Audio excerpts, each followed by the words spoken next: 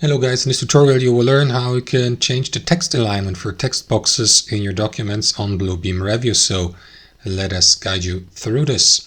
Head over to your document on Bluebeam Revu, select the given page, and then guys, insert a text box by using the text tool in the top right. Position your text box, enter or type in your text. Type text here for example. Then guys, use the select tool at the bottom or the text select tool, one of these. And then what you want to do is double click into your text box to highlight the text.